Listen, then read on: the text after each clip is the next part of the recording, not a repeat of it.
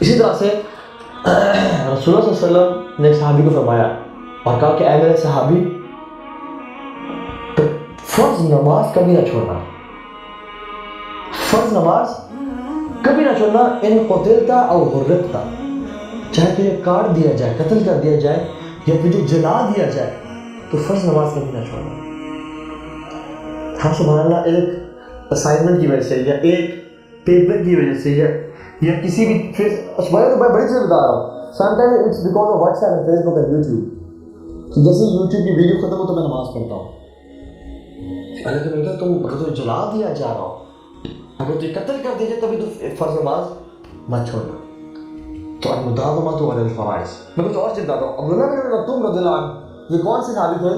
جو کہ نابینا تھے اور جن کی ہی وجہ سے اللہ کے نبی کو اللہ تعالیٰ نے ڈانٹا بھی سے، عبس وتولی ان جاءہ الاعمی، ٹھیک ہے؟ تو یہ صحابی رسول اللہ کے نبی کے پاس آئے اور اپنے 3 عذر پیش کیے۔ صحیح مسلم کی روایت میں 3 عذر آتے ہیں اور کہا کہ یا رسول اللہ میں اندھا ہوں، میرے اور میرے گھر کہ مسجد میں بہت فاصلہ ہے، بہت دور ہے اور مجھے گھر سے مسجد لانے والا بھی کوئی نہیں ہے، تو کیا میں گھر میں نماز پڑھ سکتا ہوں؟ تو اللہ نے کہا حل تسمع ندا، کیا تم اذان کی آواز سنتے ہو؟ تو کہا نام یا رسول اللہ، جی یا رسول اللہ۔ نے کہا پھر مسجد میں آ کے نماز پڑھنی پڑے گی۔ تو چوتھا عذر لے کے آیا، کہا یا رسول اللہ میرے اور میرے گھر کے بیچ میں درخت ہے، جھاڑیاں ہیں، میں اندھا ہوں، مجھ سے چلا نہیں جاتا، تو یہ اس میں لگ کے میں گر جاؤں گا، اپنے آپ کو نقصان پہنچا دوں گا، کیا میں گھر میں نماز پڑھ سکتا ہوں؟ حضرت نے سوال کیا کہ ہل تسمع ندا، کیا تمہیں گھر میں اذان کی آواز پہنچتی ہے؟ جی یا رسول اللہ۔ جھوٹ تو بولتے نہیں تھے وہ، کیونکہ اللہ کے نبی نے کہا میں جھوٹ بولنا سکھایا نہیں تھا۔ تو نے کہا جی یا رسول اللہ۔ انہوں نے کہا پھر مسجد میں آ کے نماز پڑھنی پڑے گی، تمہارے لیے اس میں اجازت نہیں ہے۔ 5واں عذر لے کے اور کہا کہ یا رسول اللہ میرے اور میرے گھر کے بیچ میں، کیونکہ مدینہ میں اس ٹائم جانور اور درندے ہوتے تھے، بھیڑی ہوتے تھے، فاصلہ ہے تو اس میں جانور ہوتے ہیں، میں آ رہا ہوں مجھے نظر نہیں آتا تو کوئی مجھے جانور اپنا شکار نہ بنا لے، اپنا کھانا نہ بنا لے، کیا میں گھر میں نماز پڑھ سکتا ہوں؟ تو نے کہا نہیں، اگر اذان کی آواز آتی ہے تو۔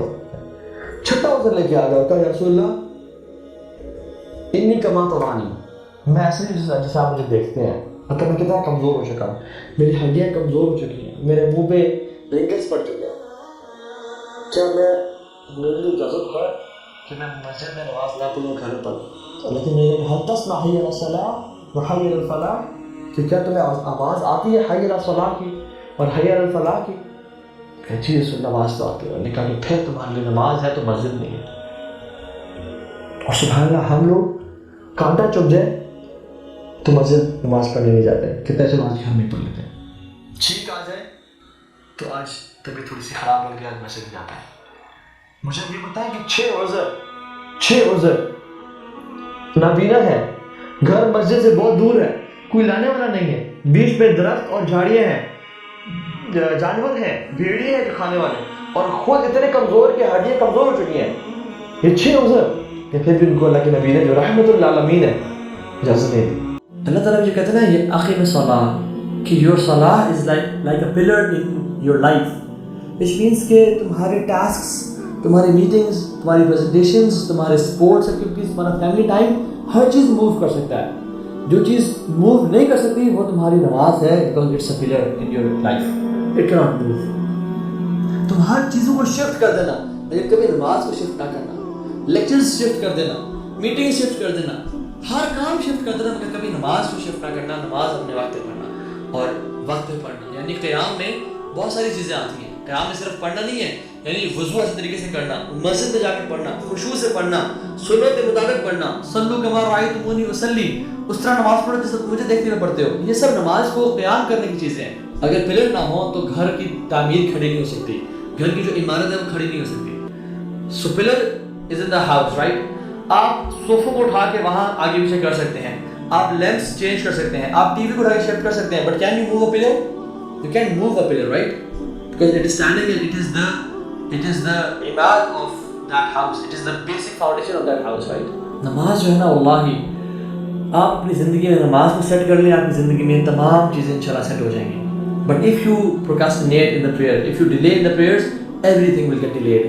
Your marriage will get delayed, your risk will get delayed, your health will get delayed, your raise, family life, happiness will get delayed, each and everything will get delayed if you will delay the prayer. عمر خطاب صحابہ کو کہتے تھے کہ میرے صحابہ سب سے پہلی چیز جو ریکوائرمنٹ تمہاری ہے وہ نماز کو قائم کرنا. جس نے نماز کو قائم کیا اس نے دین کو قائم کیا, اور جس نے نماز کو چھوڑ دیا اس نے اپنے دین کو چھوڑ دیا اور دین کو ترک کر دیا. اور کتنے لوگ ہیں کہ ہم لوگ یعنی نماز پڑھتے ہیں, ان اللہ یہ مسلمان,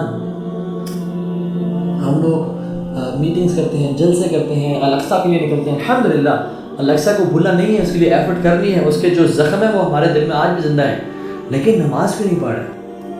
نماز کیوں نہیں پڑھ رہے؟ وہ تو معاف نہیں ہوئی. یعنی ہر چیز آپ چھوڑ سکتے ہیں. آپ سفر میں روزہ چھوڑ دیں, آپ آدھے پڑھ لیجیے گا. آپ کو استطاعت نہیں ہے حج چھوڑ دیں, آپ کو استطاعت نہیں ہے زکوٰۃ چھوڑ دیں. بٹ اگر آپ بیمار ہیں یا جنگ میں ہیں یا کسی بھی سفر میں ہیں یا کسی بھی حالت میں ہیں, آپ نے نماز نہیں چھوڑنی. کثرت اللہ نے کر دی, 2 نمازیں بس میں جوڑ دی سفر کا, لیکن چھوڑنا بالکل نہیں ہے.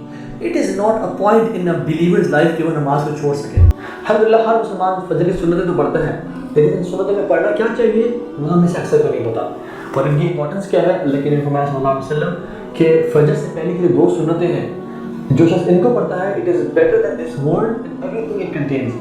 دنیا اور مافیا سے 2 سنتیں بہتر ہیں.